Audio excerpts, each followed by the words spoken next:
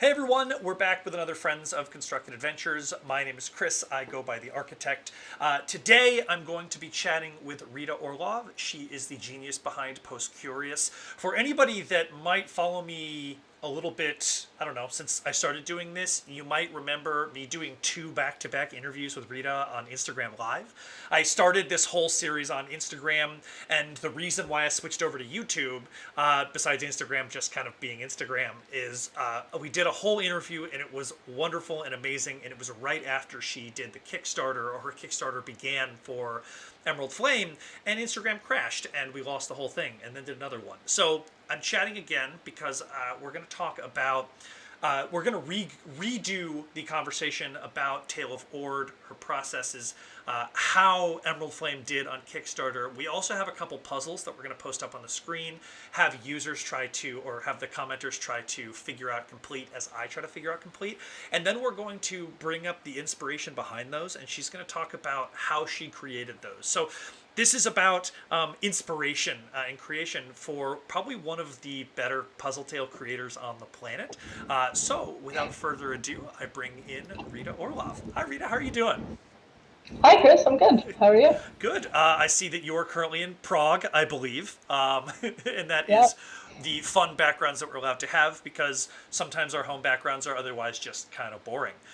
So bringing that right in, I remember you mentioned a lot of your inspiration comes from Prague. Is that correct? The inspiration for the Emerald Flame, a lot of that came from Prague, and the game is based in Prague. Yeah. So let's jump all the way back. You are the engine. You are PostCurious. Why don't you tell me a little bit about what PostCurious is? Sure. PostCurious is a narrative tabletop puzzle game company. So basically, I'm making things that are kind of a mixture of board game, escape room, and interactive fiction. Um, a puzzle a game that leads you through a story as you go throughout. Yeah, and I remember So most I think I first heard about you when I interviewed Ariel and Juliana from the Wild Optimists, and one of the questions I always like asking is like, "What do you recommend? Like, what are you playing?" And they were the ones that told me I think about Puzzle Snacks with Eric Berlin, who I interviewed 2 weeks ago, and they also said Tale of Ord, and I remember just writing down Tale of Ord, knowing nothing about you or Post Curious, and then I was like, "Cool, I'm gonna go buy Tale of Oh." It's sold out everywhere, and it's not going to be made again. And so, talk to me because Tale of Ord was the first one you did, and it was mhm. a resounding success to the point where like you don't make it anymore, but also like you can't find it unless it's like on eBay for a lot of money. Does that how does it feel to have something that's like kind of like a collector's item that has gained value over the course of like its lifetime? Is that weird to you? It is weird. I mean, because I don't like the idea of people selling it for so much money because I the reason I make games is because I want people to play them. So, if I had a bunch more copies, I probably could sell them for more than it sold originally, but I wouldn't do that just because I actually want people to play it and not like charge them a ridiculous price for it. Um, I understand you so completely. It's the balance between being a business owner and a game designer. Because I have the same thing where it's like if I was totally fine, I would just travel the world and do these for free, like or at cost. But like, you got to make money, and there's a very very smart person once said, there's nothing wrong with making a profit. But it is a little bit tricky. You have that like I don't want to sell, like I don't want to force scarcity and sell this for way more money. But I mean, it is kind of cool that you made something so wildly successful that like people need to get their hands on it, and it really showed with the Kickstarter for Emerald Flame. So, do you want to tell me about how that Kickstarter went? Well, I think you know that it went very well. I really didn't know what to expect for how Emerald Flame was going to go, and I was hoping that we would fund, and I guess optimistically, I was hoping we would fund in the first day, and then we funded in 4 hours. Yeah. So So, to put in definitely perspective, exceeded all expectations. yeah, what was the goal initially? The goal was 30,000. The goal was 30,000, and So you hit 30,000 in four we hours. got about, yeah, and I think we ended up funding like around 900% or something like that. That's insane, and I know because I was one of them. I think I think by the time I saw it, you'd already hit or you were very close, and so I was like really excited to be one of the first people to purchase that. And it still is available if anybody wants to. Yeah, I already put in the show notes the link. I don't know if you know the link offhand, but it's with like a third party company, like a fulfillment company. Is that correct? It's not a fulfillment company. It's basically like a pledge manager, which a lot Gotcha. of people use after the Kickstarter, both for managing Kickstarter orders and also getting pre-orders for people who missed the Kickstarter. So it's on GameFound. If you go to gamefound.com and just search the Emerald Flame, you can find it. Yeah. If you also go to getpostcurious.com or search for it on Kickstarter, they all have links that forward there. Yeah. So, okay, let's dive into the inspiration and creation. The goal of my channel and just my being is to try to get as many people doing cool, fun things as possible, whether it's an immersive thing with actors or whether it's something puzzly. I have a lot of people that always ask about puzzles. People are very puzzle crazy, even with me, where I kind of talk about like, I'm okay at puzzles. I do puzzles. I can create cool experiences through puzzles, but I wouldn't consider myself the type of person like you or some of the other people I've created where you can just like sit down and manufacture something that you can build completely from nothing, right? My inspiration comes from traveling to an area and looking around and seeing cool things and being like, I'm going to utilize that. I'm going to utilize that. But like, I can't take this statue that's pointing at the restaurant I'm going to send them to and put it in a box, right? You take all of this from absolutely nothing and just like manufacture creativity from zero. So can you talk a little bit about where you start? Are you the kind of person who has like a quiver of ideas that you're going to keep doing, or do you have one moment where you're just like, ha, and then you're up for the next 24 hours like feverishly writing things down? I'd say it's really neither of those. Like, it's definitely not starting from zero. Like, there's always some kind of starting point, and often that drives the entire process. For Emerald Flame in particular, so it was inspired by Prague. That's where the game and the story takes place, and it was also inspired by a bunch of visuals from alchemical manuscripts that I looked up. And Prague has a history of alchemy, so it was easy to kind of blend those two things together. And really, the inspiration for the puzzles in the game came from both of those two sources. So there are puzzles that are kind of involved with the geography of Prague, like there's a couple maps. And then there are a lot of drawings that are based on either graphics that I found in alchemical manuscripts or, well, the main part of the game is about making a potion. So a lot of the puzzles are actually about kind of engaging with natural materials. So there's like a puzzle of flowers, and there's a puzzle about crystals, and you're trying to figure out which are the correct ingredients to use for your potion. And those are the things that I allowed to inspire me. Like, I just looked at it. I knew I wanted to do a puzzle about, plants, for example. So I just kind of started looking at plants and thinking about how I can use them in a puzzle. So there's definitely an origin to everything. It's definitely harder to sit down and just be like, okay, come up with Yeah, a puzzle think, now. think. I know, but I'm sure it happens, right? And this goes for anybody that's viewing right now, for the viewers. If you have any questions, pop them in the comments. We will definitely be taking questions. In a little bit, we're going to be doing. We're going to pop up some of the puzzles that she has. We're going to try to solve them, and then we're going to talk through the inspiration and show the things that inspired her. But really quickly, let's talk with the first question that I always love asking when we do these Q&As, which is talking about your life path. Like, what got you to where you are today? Tell me about little Rita Orlov. Like, how were you as a kid? And going on to, like, what got you to be like, you know what? I'm going to create Tale of Ord. I'm going to start PostCurious. So tell me about that life story. Sure. Well, little Rita was really into art and drawing, unsurprisingly. And I played a lot of like card games and played like chess with my dad. So I learned kind of strategy games pretty early on, and I was into that sort of thing. In retrospect, one of the games that I played a lot as a kid was Rush Hour, which I don't know if you're familiar with it, but it's like you've got this grid with these little cars, And you had and to you're try to always get a car trying. through. you have to move the cars around to get the red car. I love that game. And they have like little cards that show you the setup for each challenge. And then you're trying to get them out, right? So I went through the entire deck of cards for that, and then it turned out that there were actually expansions of like more challenging car configurations. And so like I played through the entirety of Rush Hour, which is sort of weird to think about. Like I totally forgot about this, until Me. recently. Oh my Um, god. but it's great. And yeah, and also I actually also another thing I totally forgot about, but I was like going through. My grandpa kept a lot of drawings that I made as a kid, and I found like a treasure map of the apartment that I made for my aunt to like go through and find like hints or something like that in several places in the apartment and like put them together. So and also like little crosswords and word searches that I made, and I have like no memory of this happening. But it was really delightful to find them and be like, oh, this is these are my roots. Yeah, Uh, it's wild to think about. First, I had completely forgotten about Rush Hour, and I played the crap out of that game. It's like this huge blast in the past.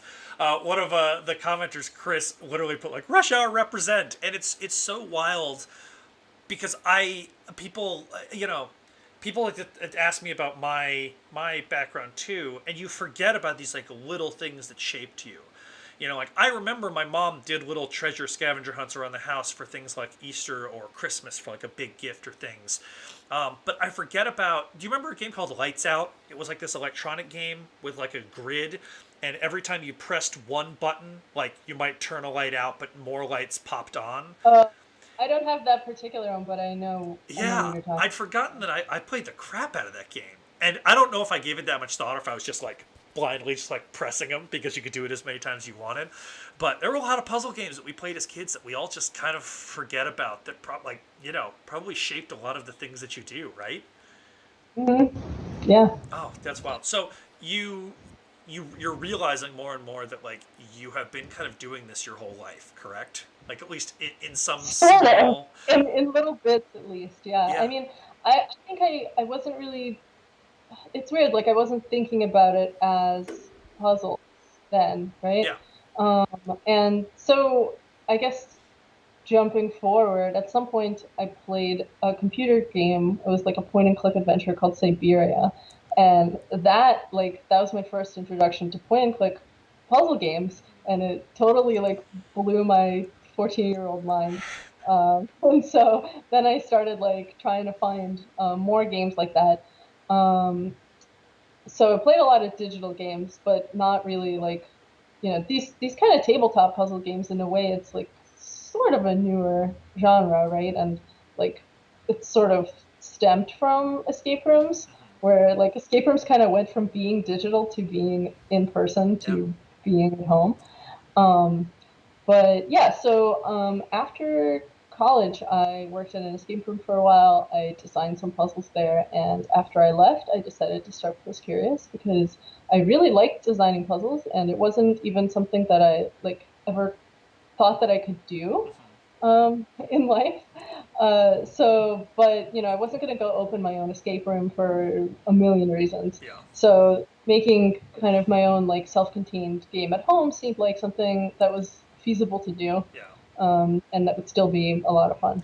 Yeah, it is wild scooting back to think about like how puzzle games came forth because the first real one was Myst for me. I think it was Mhm. MYST, which was Is it like brutally impossible. That game was really hard, and I kind of want to play it again as an adult to see if I was just like too young to figure it out. Like sometimes you go back and you're like, Super Mario Brothers 2 was like really hard for me, and now it's like okay, actually it's still pretty hard, which is kind of bad. But Myst is still pretty hard too. yeah, it I was. tried to go back to it as an adult, and I was like, I still don't get this. Yeah, like what do you want me to I'm do? kind of embarrassed by it, but like I just don't understand most.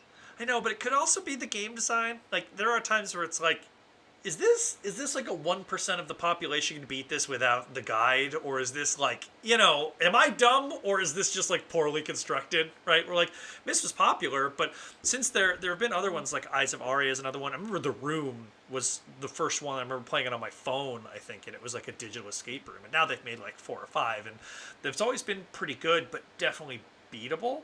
And Myst just felt like, unless you found the guide, you just weren't gonna beat it. Like, you just didn't stand a chance. Yeah, I think that I think a lot of games, especially older games, had kind of leaps in logic that we like no longer want to tolerate. Yes. Like, where it's sort of like, oh, how do I like fix this thing? Well, I need to go to the other island and like find a snake and then put a hat on it and Yeah, that'll yeah. That's like make it Resident work. Like, Evil, right? Where it's like, I have a yeah, paper clip, and you're like, cool. I'm just gonna try it everywhere I go. You can do that. Or so Doom was a good example where you just walked around, and eventually you get to the point with Doom where you've killed all the enemies and you just don't know where to go. And now we've almost kind of pushed a little bit further, I think, into the wrong direction of like, you have games like Call of Duty where it's like you're just going to go down this one path and it tells you where to go. There's a heads up display, there's a marker that says you're 1,000 feet, you're 900 feet, you're 800 feet, and it's almost like a little too hand-holdy. And so it's trying to find that like happy medium between. there's a lot of open world stuff still though. I mean, for me, like a mist alternative, and it's definitely, I mean, it's misty in many ways, but also not in many ways, is The Witness, Yep, which I think maybe we talked about before. we did. So it's kind of open world in the way that Mist is. You can walk around the whole island. There's a lot of different puzzles you can solve, but all the puzzles are super logical. You Yes. know, they're like, that's actually one of the only games that I like got through without ever looking up a walkthrough. Yep. Although there's a couple panels that are not essential that I didn't solve, but like everything in it makes sense. And like even though some of the puzzles are challenging, you know that the solution is like it's like logical in a way that a Sudoku is logical. Yep. You Or like know, a jigsaw puzzle, so right? Like eventually so you'll they get it. feel fair. That's the thing. Like I never felt like there was anything unfair in it that I was just like my brain couldn't conceive of the solution to it. It was just like a matter of figuring out what the rule was. Yeah. It's interesting. The book that I read, Puzzlecraft, which is somewhere here, I can't grab it, which is kind of the de facto, like, if you want to build puzzles, you should own this book because it walks through all of them. But in the foreword, he talks about how puzzles work at the core. And you mentioned chess, right? The game of chess is a game where it is a completely even playing field, and the winner is dictated by who strategizes better, who plays the game better. Mm-hmm. Versus puzzles are literally a competition between the puzzle maker and the player and the user, but the only difference is it is wildly unfair. The puzzle maker has all of the power, the puzzle maker has all of the control, the puzzle maker has everything. But it's the one thing where the puzzle maker is not supposed to win. They are supposed to lose. If the game is done correctly, if it's built correctly, the person with all of the weight behind them loses every time. And so I don't know if I would say it's a competition between the puzzle maker and the solver, though. it. I think it's more, I think it's like a cooperative Ooh, problem where you're trying to guide somebody through to the solution. mhm. You know, you're trying to give them enough, breadcrumbs to get there by themselves. Yeah. But like, I mean, at least I'm always rooting for people to solve the Yes, me puzzle. too. There are people out there who are like, haha, I'm so clever, you cannot solve Yeah. my difficulty. But I mean, that's I do understand you that's have not how I it's see it. there's a back and forth, but it's the one thing, like, when I'm telling people to, like, when I'm teaching people that are creating, and specifically for what you and I do, that's the goal. And we did talk about it. We are going to talk about the different types of, like, what is it, puzzles and puzzle creators, right? Um, but you want your player to beat it. And sometimes I have people that's like, well, I don't want to beat it too quickly. And you're like, yeah, you kind of do. Like, I'm okay if someone beats one of my games faster than I think, but I feel terrible if it's like an hour in and they still haven't beaten it. Because that's just like, if it's supposed to be beaten in, 20, 30 minutes. And that actually brings me to a good question that I have from Chris right now. And it says, for a self-directed puzzle, how do you ensure that the player correctly solves a puzzle? Like, how do you ensure that? And I can kind of give my answer, but you might have a good answer too. Well, I mean, it's all about signposting and how much information you're giving somebody. So you have an end goal that you want them to get to. So you have to think about what are the things that that person needs to do to get there. And is it, it might be like solving a logic problem, which is pretty straightforward, or maybe they need to kind of make some connections in the, you might have instructions, you might have a written clue that's going to guide them there. You might have other signposts, like for example, you have some kind of drawing and like it's black, but then you've got like two items on it which are red. And so you might think like maybe these two red things are important or maybe they're connected somehow because they're obviously, they're standing out for a reason. So you're trying to get them to figure out what that means. Yeah. I think that self-confirming answers are also a part of, it makes it easier for people to get to where they're trying to go. So, like, if you have an answer that's a word or a phrase, for example, usually you kind of get the feeling if you're on the right track, because if you're going to get letters like, you know, ZHQ, Yeah. then you're thinking that's not a word, so this is probably wrong.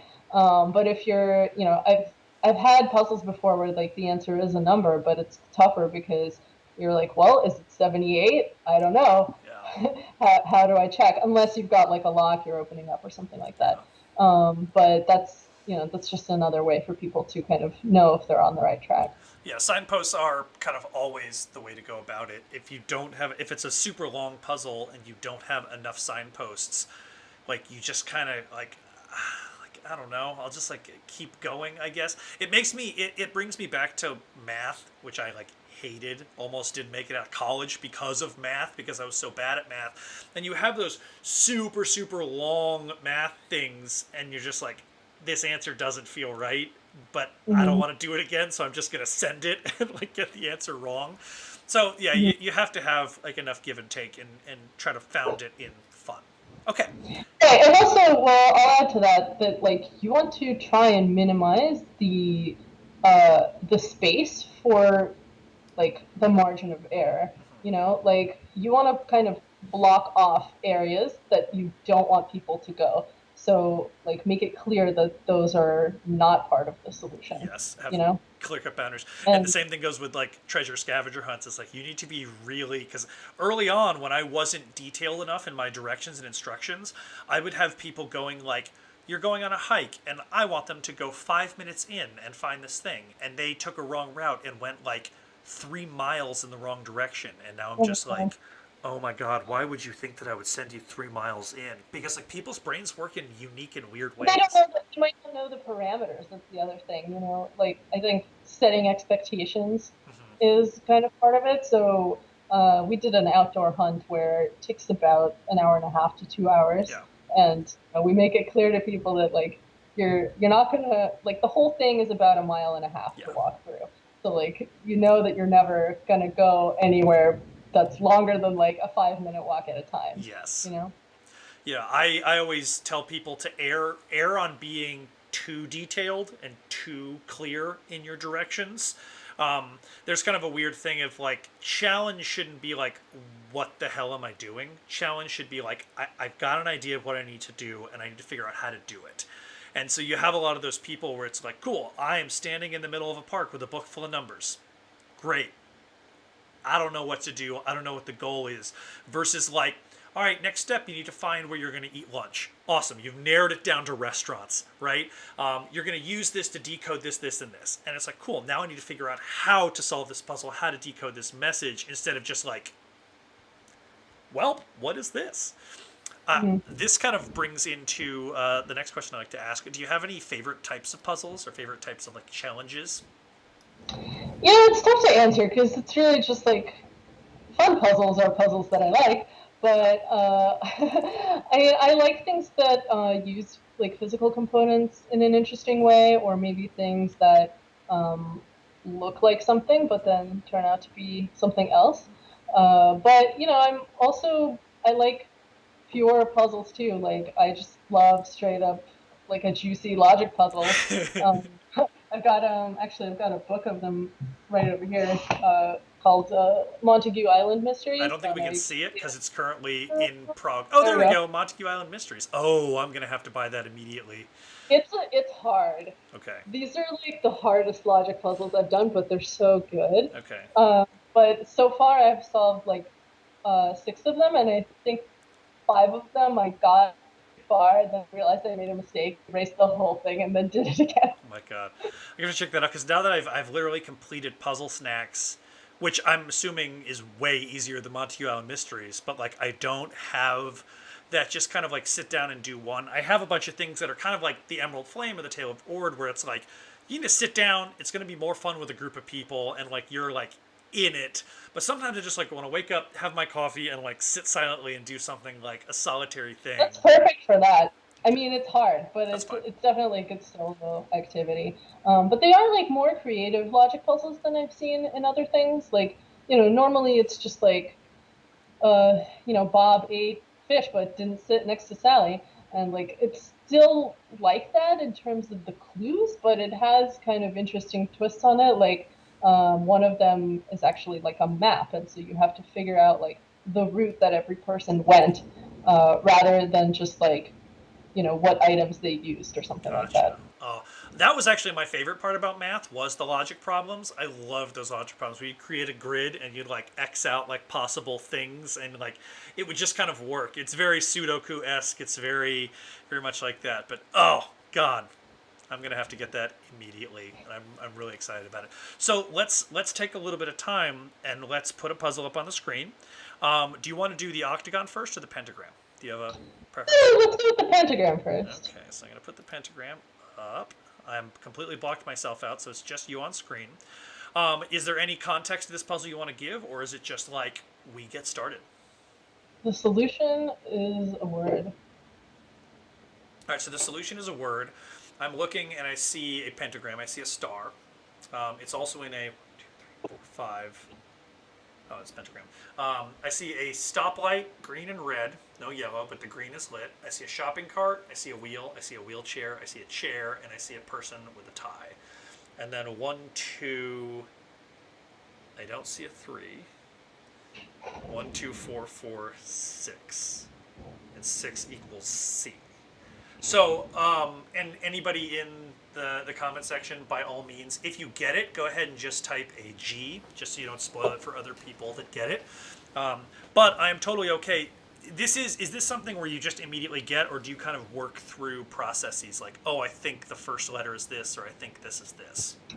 I think you get the concept, and then you have to just go through and like find the other letters. Find the other letters. Okay. Well, so I have 6 equals C, so that's a good place to start. I'm literally grabbing like a pen and a piece of paper to go through this.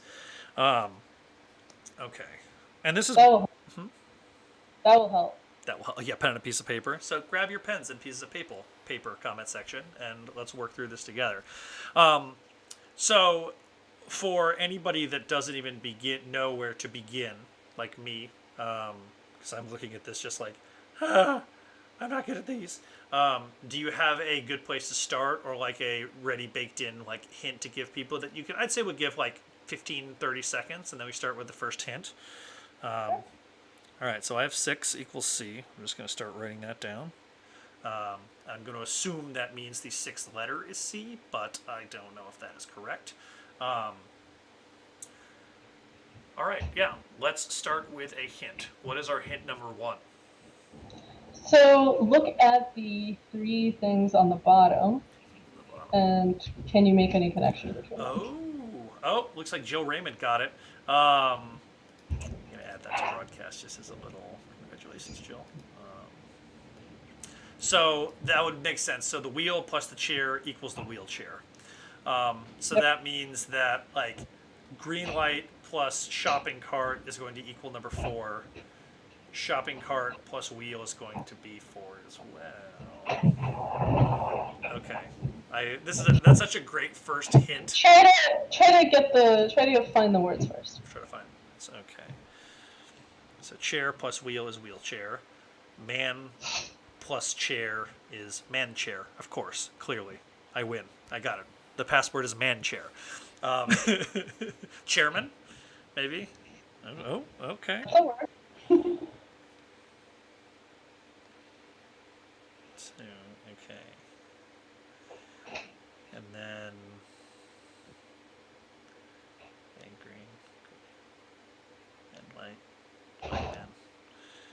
Green man, little green man, Martian. Oh God. Man, when one of my things, whenever I do consultations with people that are building like treasure scavenger hunts for loved ones, it's always like, do you want to be with them or do you want to be behind the scenes? And I always recommend being like behind the scenes, because I personally hate, and I'm going to scoot this over if I can to put me on the screen. I personally hate sitting here just like trying to figure it out and having the creator just like looking over their shoulder being like, I know, it's so much pressure. I'm going to scoot this thing back over so we can see you, because you know this. So, what I have deduced, and Jill Raymond already got it, is that you combine... Oh, Chris got it too. Not me, Chris. I am so far. Oh, Chris Peck thinks this is very cool. Wheelchair, and then shopping cart and wheel. Cartwheel. Okay, I can do that. Cart, wheel. Excellent signposting, Chris says. Thank you. So, green cart, cart light, light cart. The top one, I think, is what's throwing me off now, because I don't... That's probably the hardest one, but Yeah. notice it's going clockwise, so think about what could go with the cart.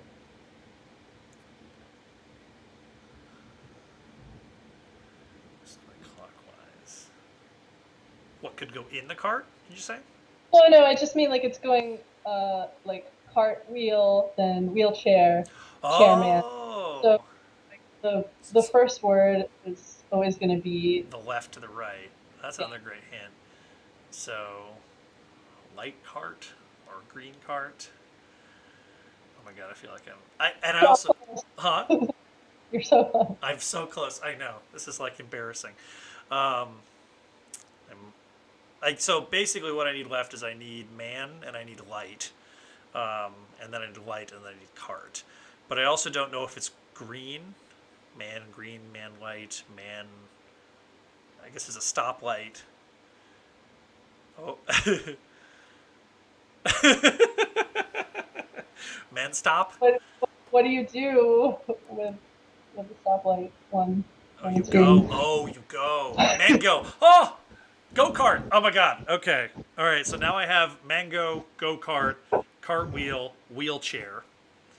So I have like the first piece of this, and now I need to figure out how they. So one is mango.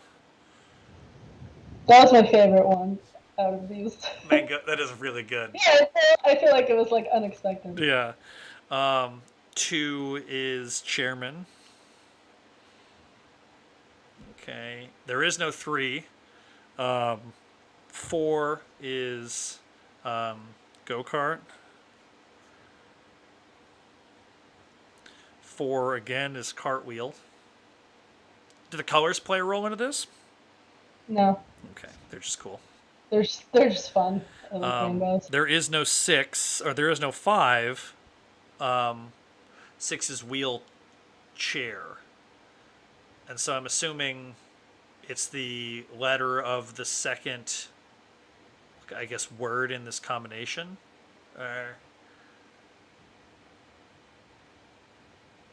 Oh, man. Okay. Mango, chairman, go-kart, cartwheel, wheelchair. 1, 2, 4, 4, 6. What is my next hint for the one person? How does C and 6 relate in the word wheelchair? Wheelchair. Okay. It's the 6th letter. Oh ho ho! I am not smart. So M in mango is 1.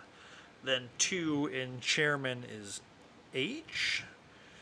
And then 4 in... Oh, I'm going to end up doing this awkward. So 4 in go-kart is G-O-C-A. 4 in cartwheel, C-A-R-T. And then 6 in wheelchair is C. Does it match? M-A-T-C-H. Yep. Hey! I'm smart. I got it about 45 minutes later than chat did. Good job, Chris. I only needed 4 hints and a It's lot of hard to do it. I'm sure you would have gotten it with like, enough time. You're giving me a lot Trying of. to we're trying to do a live show here. Well, do it live. You're giving me a lot of credit. So, do we want to do Octagon first, or do we want to do the inspiration? Well, maybe you want to leave the octagon up for a Oh yeah. little bit, and Okay. we can Yeah. So we'll start. talk about We're it, gonna put up the or talk octagon. about inspiration. So here's the next puzzle, the octagon. Chat, go nuts, enjoy. You're going to be working on this, so I'm going to be later than you anyway. Do you want me to bring up the inspiration next as well, like next to the octagon? Whatever, Yeah, let's do however it. you want to go. So this is the inspiration I've kind of put up in front of Rita. Is this the inspiration for both of them, or for the octagon, or for each thing? It's for both of them. Okay. So I started looking at that thing, and um, I was kind of thinking about how the shape has like two shapes next to it, but then one is kind of a combination of them, like a crossover. Yeah. So that's how I ended up doing the pentagram puzzle, because I was thinking about words that combine to make another word. And so I was thinking about it like the legs kind of, or arms of the star are forming together what's in the shapes that are around the star. Does that make sense? Yeah. And so Honestly, they're I'm gonna put up. both I'm gonna actually take down the octagon right now and put up pentagram, just because I really wanna. I wanna break this down as like how you got this inspiration. Sorry, people that were like rapidly working on it. Give it a sec, because this is really cool to see. Basically, like you saw this thing. This is very blurry because it's like a screenshot of like an old text. I'm gonna make it a little bit bigger. And through that, you ended up getting this one on the right, just giving you ideas. So can you walk through that one more time? Yeah, so okay, so we've got this kind of cross in the middle, and then there are these yellow areas in the corners, right? Yep. So I was thinking about the parts of the cross somehow having something that combines in order to put something in that yellow area. So I was going to do an octagon at first, but then I played around with some words, saw what I could come up with, making kind of a loop between the words, and so I ended up having these 5. So instead of an octagon, it ended up being a pentagram. And I did say that the colors don't matter, but it's a little bit of a signpost too, because they blend. Yeah. So like where the yellow and red, then they combine to make the orange. So I guess that's a little bit of a clue as well. But yeah, so that's where this one came from. And then I was like, well, I still really like this weird octagon shape, so I'm just gonna make another puzzle that's kind of based on this image. So if you want to pull that one back up, Yeah, let's do it. Okay. I won't say obviously yet what the solution is here, but what I liked about it was that it was sort of broken up into these triangles. So I was trying to think of how in this one, it's a pretty different puzzle. Like that was really a pure word puzzle, and this is more of a pure kind of visual and shape puzzle. And regretfully, I would say this puzzle is not very colorblind friendly. But that's how it is sometimes. I'm sorry for people watching that might be colorblind. It just, you know, it's tough, right? I try to make puzzles that are in game. Like, if you're buying my game, I try to make those accessible to colorblind people, even if it's a puzzle that has color. But these were just kind of ones that I put up online, and they were just meant to be for fun. So yeah, understandable. Colors are fun to play with. Yeah, so. And if it makes anybody feel any better, I'm not colorblind, and I still am going to struggle with this puzzle. So that's totally, it's totally okay. Okay, so let's dive into this puzzle. I love that the inspiration. What is this inspiration, really quickly? I'm just stalling as I try to figure this out. So it was actually like there was one document with a big kind of drawing of something that I don't actually know what it is, because all of this stuff has it's either in Latin or like some other, kind of archaic language, and has just kind of symbols on it, or it's just like the resolution is so bad that you can't even read it. Yeah. But even if you did, like, you wouldn't know what it means. And that's kind of what I like about it, because I just like taking the visual aspect of it and just thinking, like, what can I make this into? And it doesn't matter what it was before. Now it's gonna, take on a different life.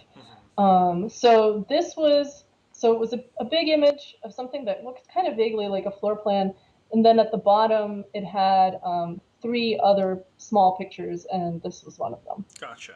Very cool. Okay, let's dive into this puzzle. As before, once you get it, type G, just for people so you don't spoil it for others. And then let's start going in. So is this the same? Am I trying to find a single word? Yes. Okay, so I'm trying to set it. I'm going to go ahead and assume it's a 1, 2, 3, 4, 5 letter word. Good assumption. Yep, good assumption. Yeah.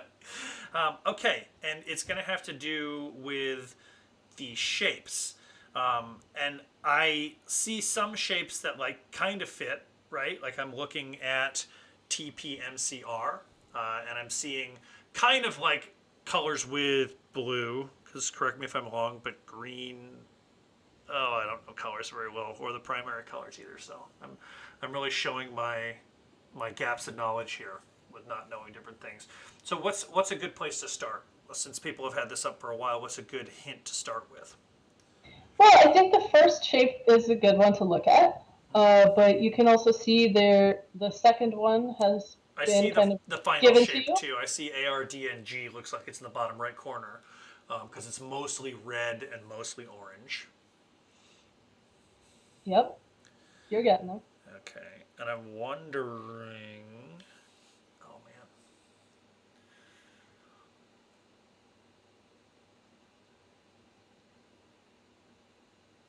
Okay. And these shapes don't shift or twist. They're always going to be like down. Like the last one looks like a backwards California, right? Or a four. Sure. I mean, you are right that it is in the bottom right corner. Yes, it's the first So one. I First think one looks you like it's out of should Space check out Invaders. Second one looks like a gem. Third one's a diamond. Fourth one I can't even figure out what it is. Fifth one looks like a backwards California. That's where I'm starting with this. Okay, and so the second one looks like it has kind of the hint, right, where the O is outlined. Like that's like, oh, is that similar to like the previous one where C equals 6? That's like the next step. Is the first thing I have to do figure out how these things piece together completely to form this entire shape? Well, you were onto something with the colors. Okay. You definitely couldn't fit all of these Together. Okay. Yeah, you're right. in there. Yeah. But I think there's some colors that go together and there's other colors that don't. And I think that's going to be kind of a piece of it. So yeah, I do see the far right piece is definitely in the bottom right corner. I see the far left piece is in the top. I'm assuming the diamond, or sorry, the one that looks kind of like a gem. The second one, initially I thought it would go right in the middle, but now I think it goes on the left side, because it's like it's sticking with its colors that it closely fits with. Yep. The middle one, I'm going to guess goes right in the middle. And then the second to last one, oh, looks like Chris got it, goes in the bottom? Or does it go? Yeah. Okay, perfect. So now it's trying to figure out if I'm going to, I imagine I'm going to take yeah, Chris says this is trickier for sure. I agree with you. I'm going But you got it. I know. You already got it. I've been warmed up by the previous puzzle, though. I think that's it. Like so well, I guess we should start with the second one because it is it has the square around it. That's my assumption. E-I-O-U. So I'm going to assume that I'm taking one letter out of each one, and I'm going to assume that the one on the left is the first letter, the one to the right of that, and it reads left to right. Just because I think that might be how I would do it, but I don't know. Yeah. So part of me just wants to like put this in a Scrabble word generator and just brute force it. That's how I like to do things, which is not good. Don't do what I do. So with that, the gemstone in the middle, O is like the lime green. I don't know what the colors around the letters have to do. Oh, I made this smaller for some reason. Let me get rid of the pentagram one. Having like difficult. Well, go back to the last one for a sec. Or the first one, I guess. Either are, I think, good indicators. Like, what which color would you select out of those five? Okay, so with the last one, maybe it's the. I'm assuming it's like kind of the base color, the primary. So I might take the R in the last one as red, because it seems Yep. red, and the T in the first one is blue. Um, and so then that would leave the square would be W, Mm-hmm. and then that would leave the last one would be like a yellow, I think. No, so it'd be TOW tower. Ah, it'd be tower. Hey, look, I got it. I'm smart, everybody. I figured it out. That's really cool. Do you want to walk through the process of this? Of like, because we slowly went through the solve, but I think it'd be good to walk Mm-hmm. through like how this thing works out. Yeah, sure. So this, as you say, it's tricky. So how to get people to really figure out what are the shapes and colors that are associated, right? So first of all, we want to limit the number of colors that we're using. And the colors on the top are only limited to five. So I didn't put in orange. I didn't put in like this kind of medium blue color or like this super limey green. We've got just blue, green, red, cyan, and yellow. And most people know a little bit of color wheel. You can kind of Yeah. understand how certain colors mix. I mean, obviously we know like yellow and red is orange, but if you're gonna mix like a light green with a dark blue, then you're kind of ending up with this sort of dark green. And I did part of this by kind of messing around with layers in Photoshop and like seeing kind of what colors I was getting, but also making sure that each section was distinct to the exact shapes that are overlapping in that area, right? And then the other part of it is picking distinctive shapes and trying to make it a little bit easier to have a place to start. So I think the blue shape in the top is like pretty clear because it's got a lot of blue there. It's got a little bit of this dark green and purple and medium blue, which all like have blue in it. So you can kind of start by seeing that shape. And the green one, some people found a little bit tricky, so I ended up deciding to make that one kind of the hint one, Gotcha. which is telling you. And then now that when you see it, you can kind of see that shape in the left Yeah. and be like, oh, okay, I understand why this is an O because this shape is green. So then it's just a matter of determining what the other shapes are and like using the overlap, figuring out what color they are. Yeah. Man, that's really cool. I like this a lot. Do you run into people that overthink things where it's like I'm gonna dive into the primary colors and all this stuff? Like, how do you? I guess inevitably it happens, right? Where people dive way too far into like stuff. They're seeing things where you're like, I didn't even notice that, right? It always reminds me of like English teachers being like, this was like the deep-seated meanings of like this book or this song, and every once in a while you get an author that was like, no, it was just about this. Like there was no deep-seated meaning.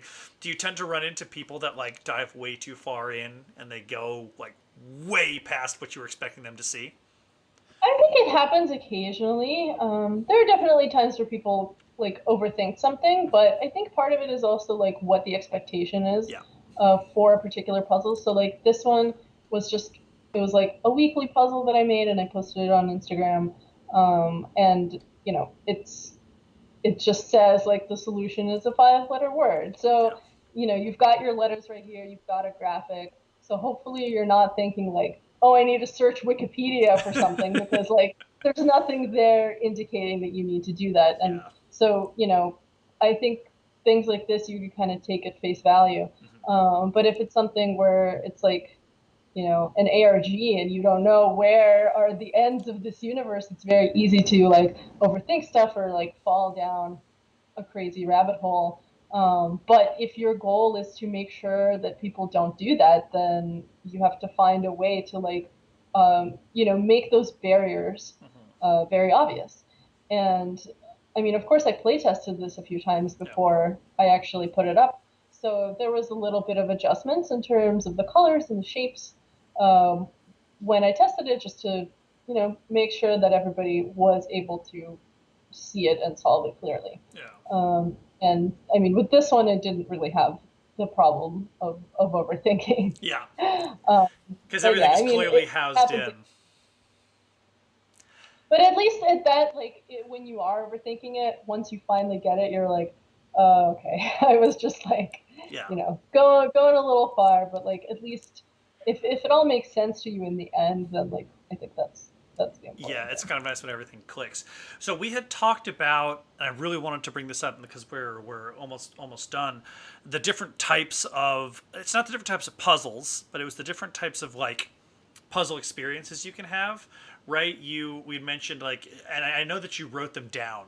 Um, what were the different? We talked about the types that Eric Berlin does, the types that I do, the Mhm. type you ARG. Do you have those offhand? Yeah, I did write them down. So Eric Berlin, we were talking about like those are kind of called variety puzzles, Variety and puzzles, so that includes like crosswords and I'm guessing like Sudoku. Yeah. Sudoku and kind of all, sort of anything that you would find in like one of those kind of books or like a newspaper. Yeah. Then we've got a puzzle hunts, Yep. which are, usually paper and pencil type of puzzles, but there are online puzzle hunts also. Those tend to be pretty challenging and like Yes. not very fluid. But they're often also kind of competitive, so people are trying to be the ones to finish first. So that makes sense why like there aren't really hints that go along with it. Then you've got physical puzzles that are like, you manipulate like wooden burr Rubik's puzzles or cube. like, yeah, sure. And like metal puzzles, they're like those big tavern puzzles that you have to take apart. Hmm. Um, then we've got like, escape rooms and kind of in-person experiences where you're puzzling. There's also the tabletop puzzle games and like tabletop mysteries, subscriptions, and things like that. And there's also puzzle books, which are not quite like the variety puzzles, but sort of, well, I don't even know how to describe them, but like Journal 29 as an example, Yeah. but you're going through the book and each page has a puzzle on it. But there's not necessarily a story that's Gotcha. connecting them. Hmm. But they are, I guess, in terms of thought process, they're closer to escape rooms than to um, like Eric Berlin style puzzles because you don't really know what you're trying to do necessarily. Yeah. Like you're looking for a word, but part of the puzzle is figuring out what you actually need to do to get that word, Hmm. as opposed to like having everything in front of you and just having to solve it. Yeah, Eric Berlin's Puzzle Snacks, which was wonderful, was very much like I knew exactly what I needed to do, and I get hang up, and I might get hung up on things, but it wasn't something like the puzzles that I just did was like I was sitting there just like okay, let me just start, and I'm gonna start throwing stuff at the wall, and I'm gonna see what sticks. Where Eric's like okay, I just need to figure out this word, and I type it in. Okay, that's gonna help me with this and this and this. There also is a ARG's alternate reality games, Oh which feel like extreme puzzle hunts, where it's like it's meant to have one person out of like 1,000 figure it out or figure out a little piece of it, and then once yeah, a that thousand people figuring out one together piece like of a it. hive Yeah. mind. Yeah, I know. There's a famous streamer. His name he goes by Mr. Beast. He just did some type of giveaway where he's like, we're gonna do this really challenging puzzle hunt thing, and it was beaten in like 8 hours, and it was beaten because people used bots to brute force this thing.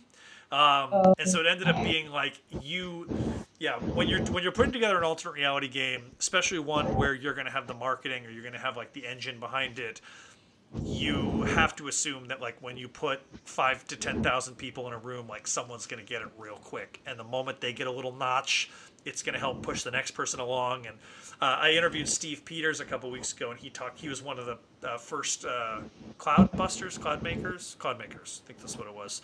Basically, the group that was trying to figure out the beast, which is kind of one of the first official. Hmm. And he talked about like he solved one of the pieces, and he like gets on the forum and he's like trying to type it out as quickly as possible because everyone's racing just like a puzzle hunt. But that feeling, so this all just goes to say, like, as you're like putting together puzzles or challenges, you have to figure out what the audience is, and that can dictate the level of challenge, what you're trying to do. Hmm. Like your Emerald Flame, I think you had mentioned it's about 8 to 15 hours to beat. Is that the average time? No, it's about 6 to 9. Okay. Yeah, it's got 3 chapters, and each one takes about 2 to 3 hours. Yeah. Like, depending on the number of people playing, depending on their experience level. Yeah. And so like that's pretty good. My adventures are usually 6 to 8 hours, but a lot of it's travel because it's out and about. So the actual puzzles Hmm. are pretty easy because if I'm doing a marriage proposal, the most important thing is that whoever's getting proposed to is at this spot where the photographer's been hired for this hour window at sunset when the light's good, when things have been reserved. That is way more important than satisfaction of X puzzle or beating it at just the right time versus an alternate reality game where it's like it needs to be hard because then the amount of people working on it builds and builds and builds and you get a bigger audience, right? The purpose of an alternate Hmm. reality game usually is marketing something. So your goal is to get as many eyeballs on it as possible. The purpose of a puzzle hunt is to create this challenging thing where like one team like rises and crushes the other teams, right? So it has to be difficult. Versus, the purpose of the Emerald Flame is to be beaten, but also to be beaten at your own pace. So Hmm. it can be kind of this nice balance between mine, which frankly should be a little bit easier, versus an ARG, which should be like brutally impossible and can't be beaten without a hive mind. So it is really cool. Do you have? I know that you mentioned potentially like holidays 2021 is when you're hoping to have the Emerald Flame come out. Is that still accurate? 2021. Oh, it should be much before the holidays of 2021. Our like official delivery date is next summer. Hopefully we'll get it to people in the spring. It just, like, It's gonna be like the if final thing we get to do if before nothing the goes pandemic's over. wrong, then yeah. If nothing goes wrong, then I think we should have it by spring. Because production will take a few months, and then like shipping will take a couple months. But hopefully it won't take 8 months because of like a crazy shutdown or anything like that. So crossing your fingers that won't happen. I know. I'm hoping No, that. no more disasters, I hope. Yeah. I do have one more question from Chris, if you want to answer it before we do the where can people follow you and whatnot.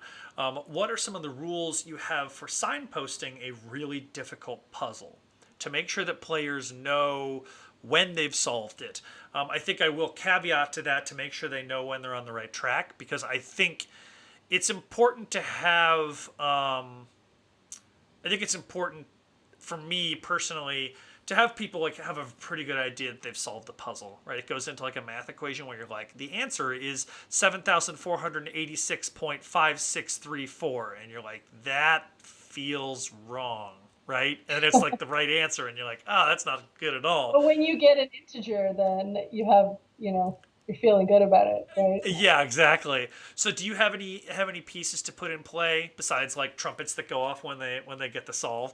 I think one of the big things for me is like, you I'm gonna go grab it, but like say you're looking for the answer, it's in a cryptex, right? You solve the cryptex and you input that answer and like, aha, it opens. That's a great feeling. Like, I wonder what's inside. Right now, nothing. But, for the sake of the adventure, that's when there's the key or the clue.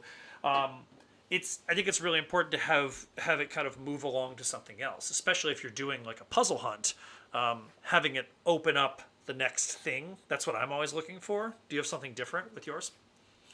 Well, I usually design in a non-linear way, so I like to have several puzzles available to people to play at once. So like with Emerald Flame, for example, there's usually about four different things at a time that you could be doing. So if you have a group of four people, you could all be working on the same puzzle together. You could each be working on something else.